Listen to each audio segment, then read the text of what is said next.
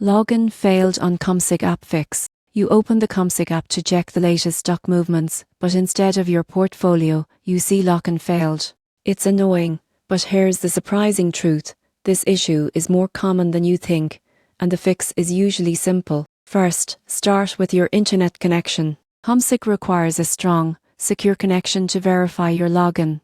If you're on Wi-Fi, try switching to mobile data or toggle airplane mode briefly to refresh your connection. Next, check that your app is fully updated. Go to your App Store or Google Play, search for CommSec, and tap Update if you see it. Older versions may not sync properly with CommSec's latest security systems, leading to login errors. If that doesn't help, double-check your credentials. Type your client ID and password manually. Avoid using autofill, especially if you've changed your password recently. If you're unsure, use the Forgot Password feature to reset your credentials securely. Now, clear your app's cache. On Android, open Settings Apps CommSec Storage Clear Cache. On iPhone, simply uninstall and reinstall the app.